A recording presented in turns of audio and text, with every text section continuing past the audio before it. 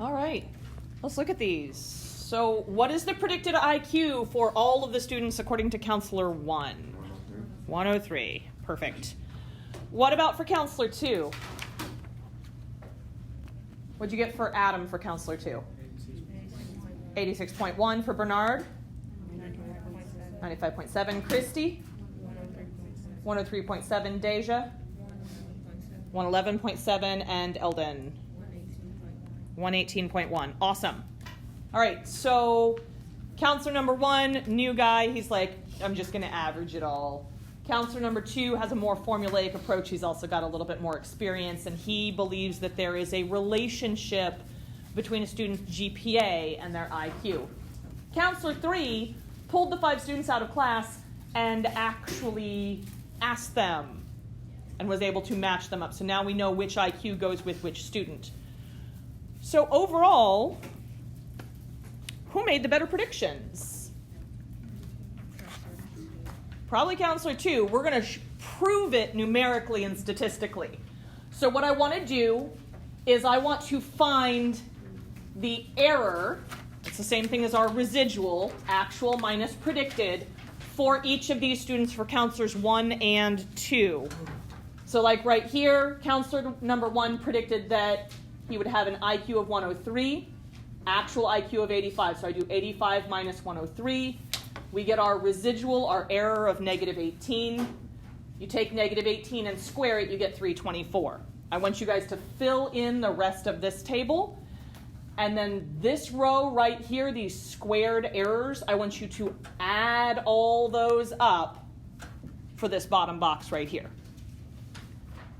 So work with your partner again. I want you to fill in the tables again, both for counselor number 1 and for counselor number 2. Same process on both of them. We want to know how much they were off by. What was their error? What is their residual? And then so that we make everything positive, I want you to square it, and then we're going to add up their squared errors.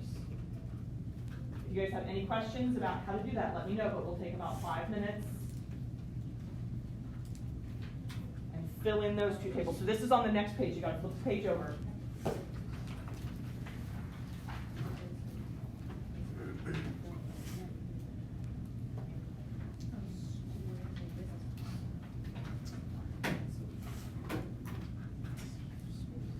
Just as a reminder, though I don't think anybody needs it, remember if you square something in the calculator, you got to pop parentheses around it or else it'll make it negative.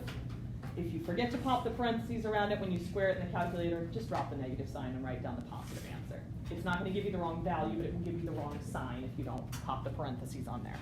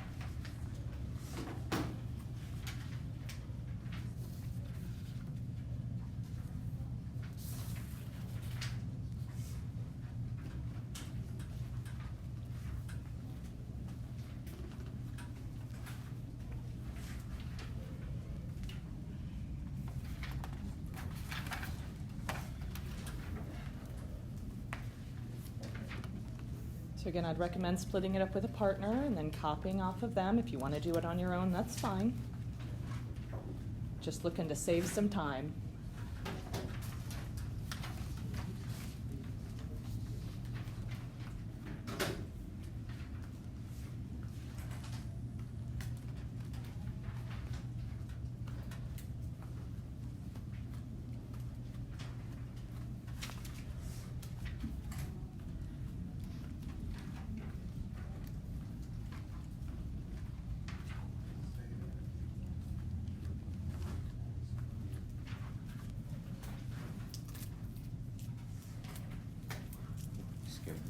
I'm so sorry.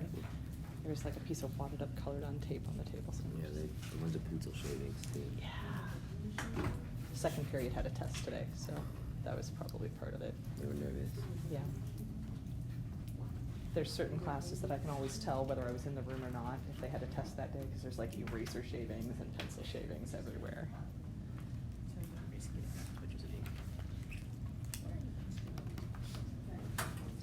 See if we can finish this up in about 2 minutes. Are you working on that bottom one now? You need to do both tables. Make sure that you add up the squared error row.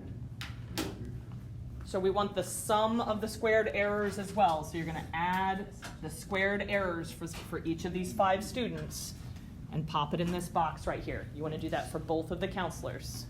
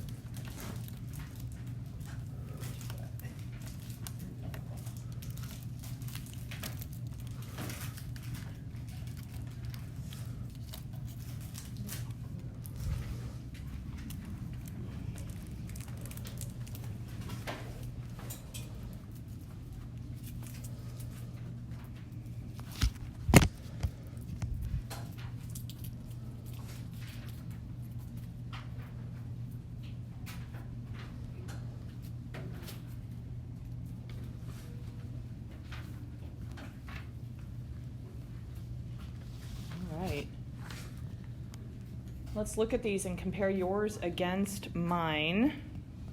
All right, so for counselor number 1,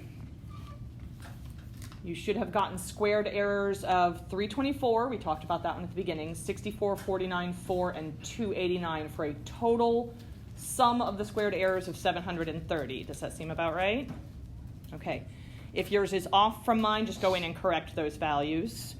For counselor number 2, I had a sum of squared errors of 89.89. So, looking at this information, who did better? Counselor number 2, why? Less errors. Less errors, absolutely. The total squared error is less than counselor number 1. So I've gone ahead down here at the bottom and re-recorded those sum of squared errors, 730 and 89.89.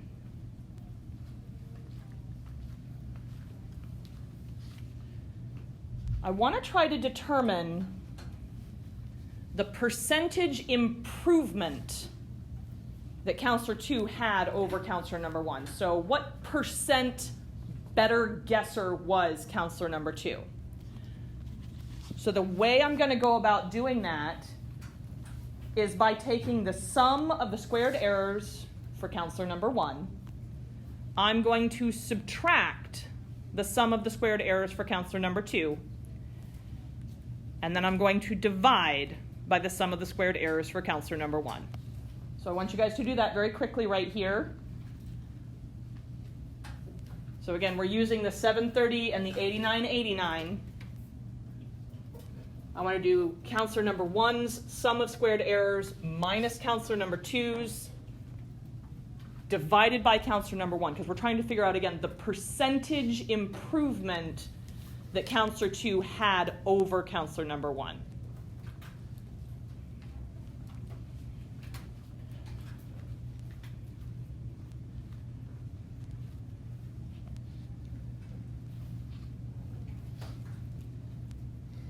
What are you guys getting? 88%.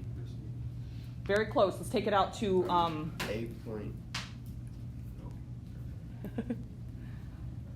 what'd you get in decimal form? 87.6. Yeah, so I'd go 0.877, so 87.7.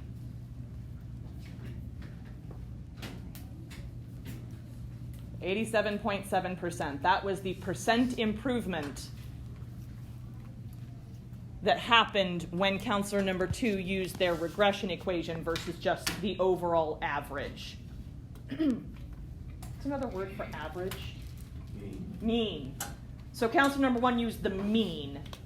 Counselor number 2 used a regression equation here, and the regression equation was much more effective than the mean. I want to find their typical error, and actually let's just focus on guidance counselor number 2. How would we find the average or the typical error for somebody? If I wanted the average, how do we find the average or the mean of something? Add them up and divide. Add them all up and divide. Well, we added them all up. That's how we got this 89.89, right? How many students were we talking about? 5. So let's add them up and divide by 5. But that 89.89, that wasn't the error, that was the squared error, right? How do I undo something that's been squared? Square root it. So I'm going to do 89.89. I'm going to divide it by 5 for the 5 students. And then I'm going to take that result and I'm going to square root it.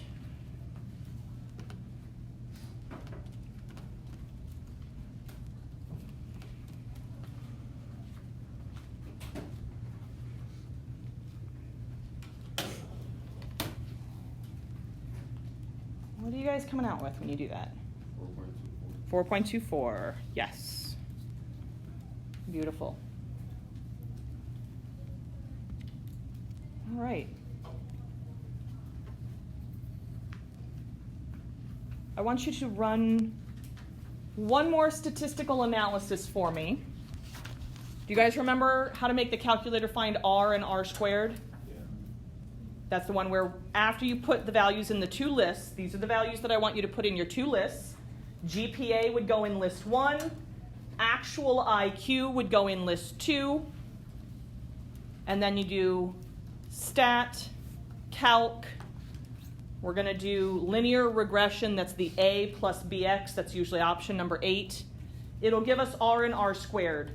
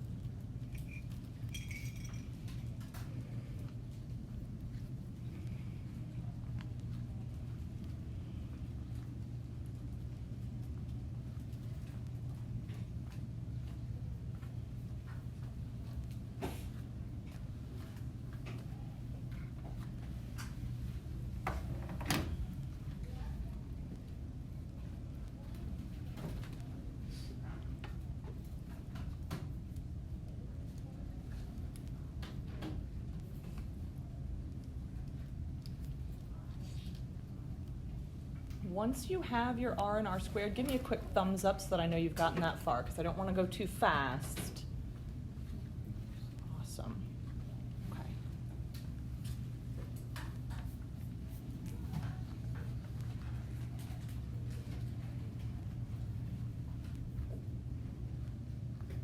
So go ahead and write down what you got for r and r squared. What was your r value?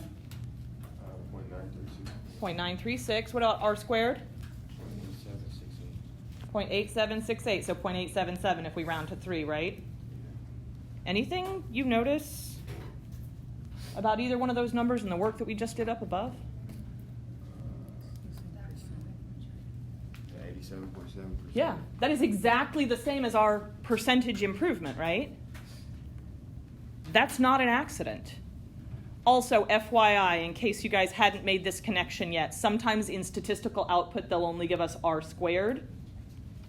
To find r, if all they tell us is r squared, we're just going to take the square root. So far, so good? All right. Because there are times that they won't give us all the data, so we can't put it into our calculators. They would just give us output. We would have to make a decision about whether it is positive or negative. We'd have a plus or minus here, but I can either look at a scatter plot to determine that, or I could look at the slope. If they give me the slope of a regression line, if it has a positive slope, then I know it has a positive association, and so r would be a positive number. If it has a slope that's a negative, I know it would have a negative relationship, and so r would be a negative value. So I can make my sign determination based on the regression equation there. All right, so that is our percentage improvement. S is the standard deviation of the residuals. Do you guys remember back in Unit 1 when we talked about standard deviation? What was standard deviation in Unit 1? What was it describing? Like, what is standard deviation? Distance from the mean. Yeah, the typical distance away from the mean of any given point. That's when we have one variable data. Here we're working with two variable data. We've got an x and a y, an explanatory and a response. Our S value, the standard deviation of our residuals, or the standard deviation of our errors, is telling us how far away the typical distance of a point from that regression equation, or the line of best fit, the least squares regression line. That value, and I just went ahead and gave that to you because your calculators, there is a way to make the calculators do it. You guys are not going to have to calculate it, so I don't want to get into the nitty-gritty because it's not very straightforward on the calculators. And this would be a value that is almost always given to you. If they're asking you to do something with S, they will tell you what S is. Almost all good statistical software will just spit out the value of S, like it'll spit out R and R squared. I want you to notice that these two aren't the same, but they are pretty close together. We found the average by dividing by 5. Do you guys remember back in the last unit where we were talking about the sample standard deviation, and so we didn't divide by the number that we had, we divided by n minus 1? Yeah. Here it's very similar, except we're going to divide by n minus 2. I want you to double check me on your calculators. See what happens if we do this 89.89 divided by n minus 2, so divided by 3, and then take the square root. See what you get. Verify that you get the same thing as me there.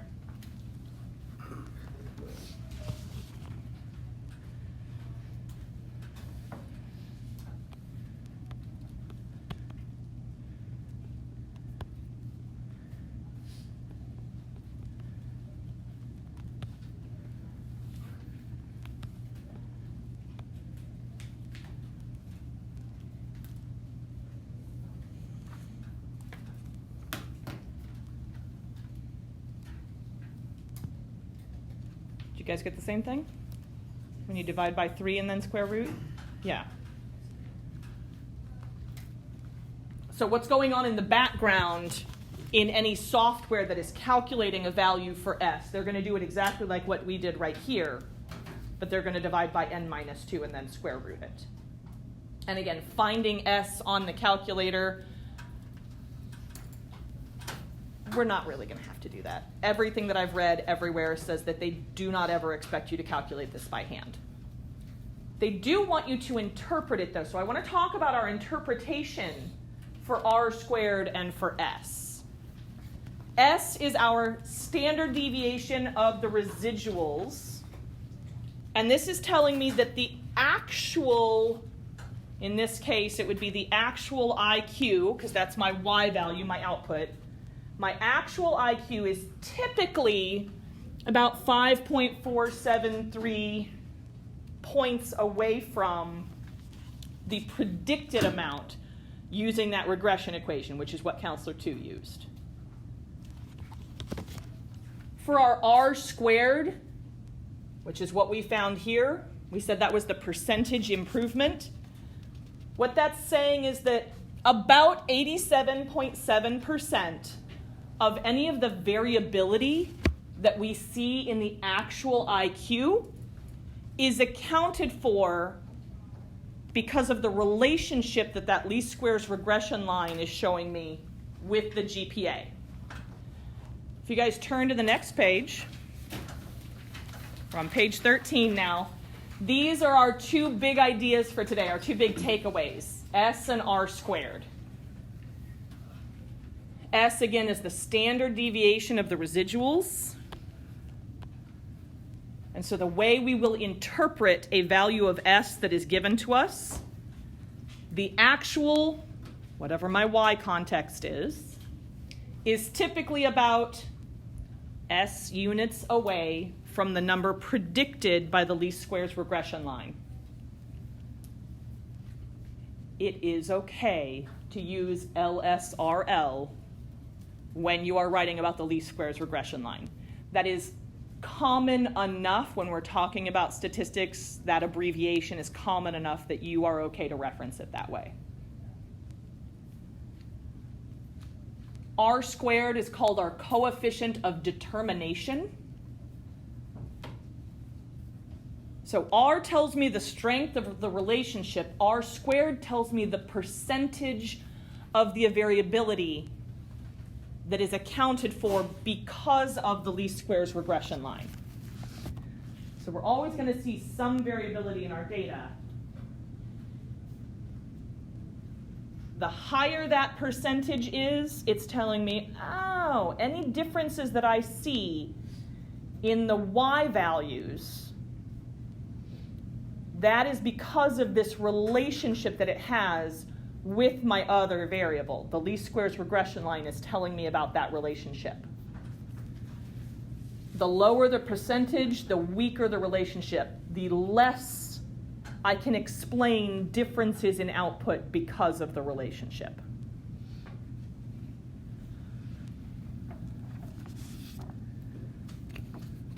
When you are done getting this copied down, I want you guys to go and try the check for understanding. Take about 5 minutes down there.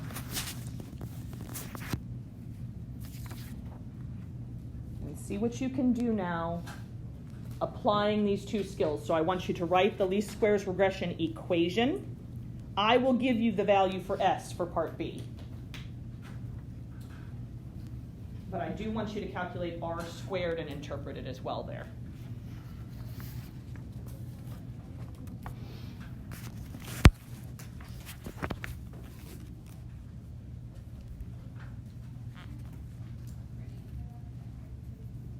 So again, once you get this copied into your notes, go and work on the check for understanding. Do parts A and C for right now. Once everybody has this copied down, I'll post the value for S. And then in part B, I want you to interpret that in context.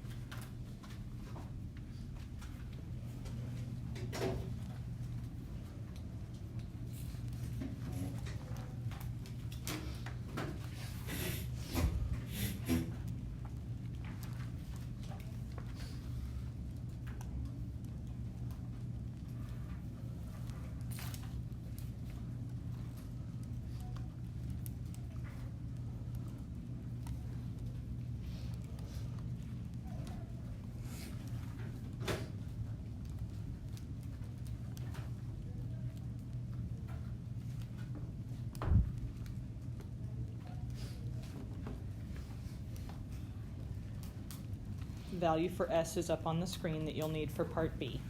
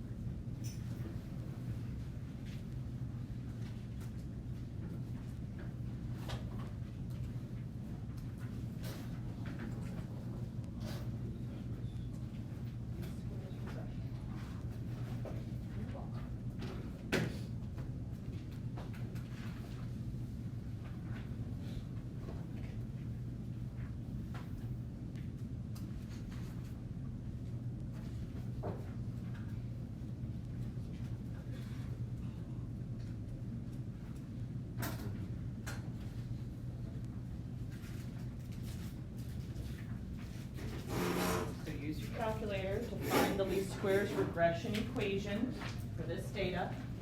If they don't tell you which one is the explanatory and which one is the response, but they give you a table of values, then we're going to assume that the top row is our explanatory, our X, our list 1, and our bottom row is our response, our Y, our list 2.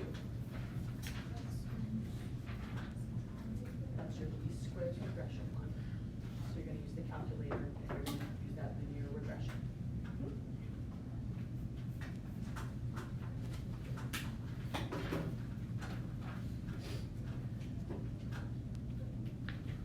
LSRL is our least squares regression line, our line of best fit.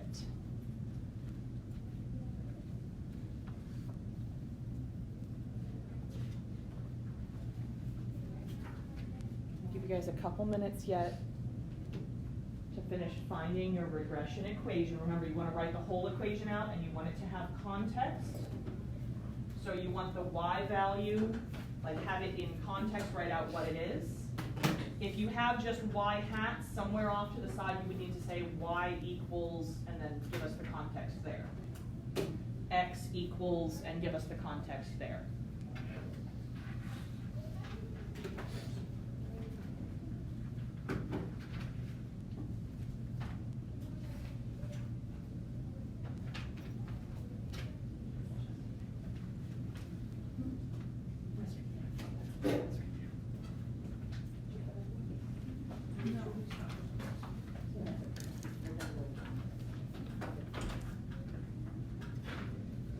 Because that how we put up at the top, that's a lot like what the homeworks look like, and I want to make sure that we know how to read it and know what to do with it.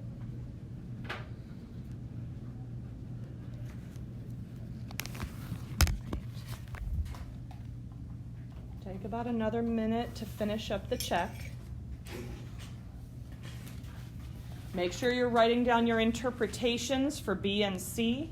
So using that model sentence that we had that you just wrote down in the important ideas box.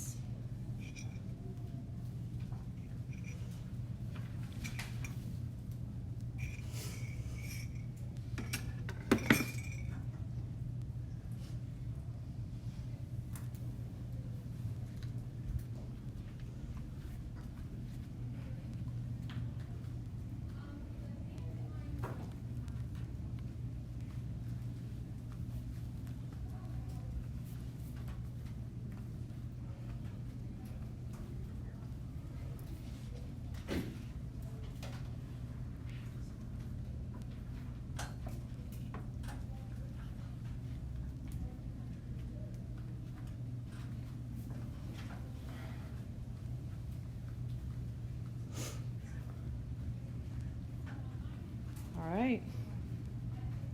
Let's see how we did with our regression equation first.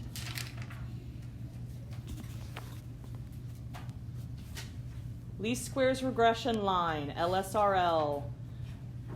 Your Y value is highway fuel economy. So I have highway fuel economy hat. The predicted highway fuel economy is equal to, I'm okay if you rounded that to 3 places. I gave more just in case you were off on that last decimal point from me. You can see where I'm getting those values from. So if you had 6.083 or 6.084 for the y-intercept there, plus 1.264, and then our x variable is highway fuel economy. If you use y hat here and x here, that's fine, but you still need to off to the side tell us what x and y are meaning in context. Always have to provide context. I gave you the s value. So using that model sentence, the actual highway fuel economy is typically about 2.786 miles per gallon. I need units with that.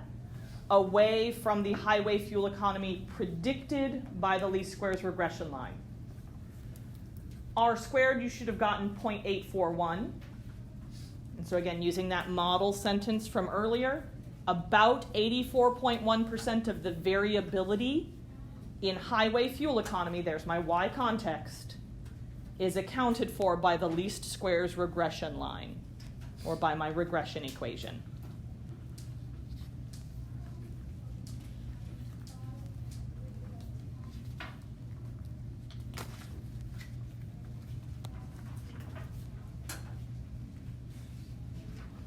I passed out a sheet to everybody that says 3.2 extra example with mini tab. And the reason that I passed this out is up at the very top, this is the type of information that you could expect to see. This is what a lot of the problems on the homework look like. Minitab is a very commonly used piece of statistical software. So people that do statistics in their line of work, anybody that conducts studies, scientists, psychologists, education researchers, when they collect all of their data, they will use statistical software. They will feed their raw data in, they will feed their findings in, and then it will give them output. That little box there, that is what the output from Minitab often looks like. So I want to look at how we read and interpret that, and then what we can do with it based on what we already know. So here's that page. We do not need all of the numbers in this box. We haven't learned how to interpret all these pieces. Some things that we have learned about. Here where it says constant, and then it says coefficient, that is my y-intercept. It's giving me my y-intercept value right there. Right here, it says workout time, that is our x variable. 5.2150, that's my slope, that's my rate. And then it gives me S and it gives me R squared right here. We are not worried about R squared adjusted. We are not worried about any of these other pieces right here. Just these four values.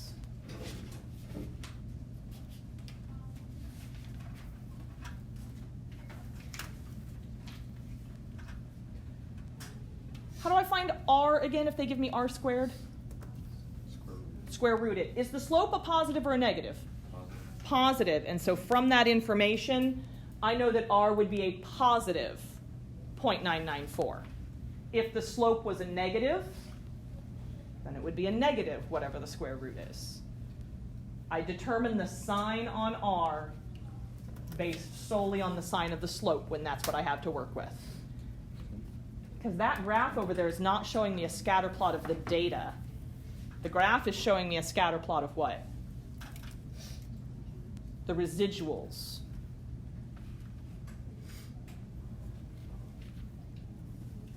Do we have enough information to write the equation for our least squares regression line? What pieces of information do I need from up here for that? We don't need the table. They gave us everything we need here. What do we need for the least squares regression line?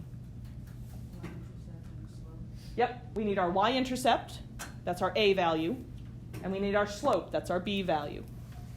So when the calculator spits that out, that's what this has spit out right here.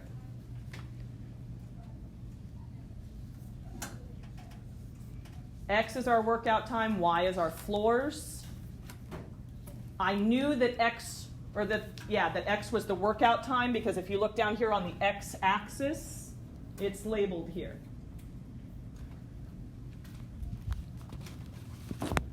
Up in this paragraph at the top, it says she's going to explore the relationship between how long she works out and number of floors. So this is how I knew that number of floors was the y value. She's on a stair climbing machine. So our output, our y value, our response variable, number of floors hat, the predicted number of floors that she is climbing, is equal to negative 3.822. That's my y-intercept, plus 5.215 multiplied by my workout time. And so then I can use that regression equation to predict how many floors she will climb in 20 minutes. So I pop 20 in for the workout time, and I evaluate that equation. I get a little bit more than 100 floors.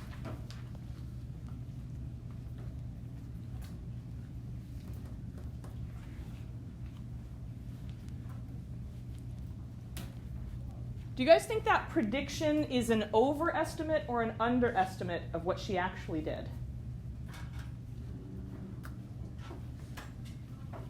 Parker, I like what you're doing. What did you just do? Went to the residual plot. What did you look for?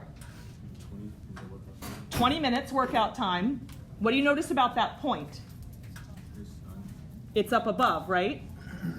To get the residual plot, that's actual minus predicted. So if we do actual minus predicted, the actual value had to be bigger if it's up here, right? So was the model overestimating how many stairs she would climb or underestimating? Underestimating, because the prediction was smaller, so when we subtracted it, we still got a positive value. Residual equals actual minus predicted. The actual minus predicted was positive. The point around 20 minutes is above the residual line, or residual equals 0 line, so the actual amount is higher. That tells me my model underestimated.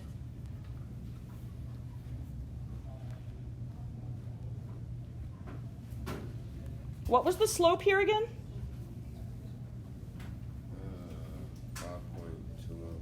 5.215. 5.215. How would I interpret that in the context of workout time and number of floors? What is that 5 point? Every 5 minutes, she goes above per. Is it per? We want a per in there, or a for each, or for every, or for each additional. Slope is rise over run. Rise. Which axis rises? Y. The y. So my slope is telling me first about the change in my y values. What's the y values here? Floors. So is our slope positive or negative? Positive. So there'd be an increase of 5.215 floors climbed per, or for each, or for every minute. Yes.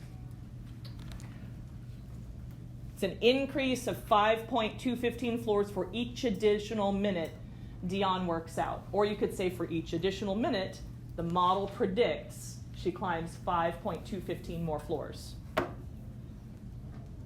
Sorry, I should actually have a predicted increase. Let me change that real quick. This should be a predicted increase. My regression equation won't tell me about actual increases. It'll only tell me about predictions.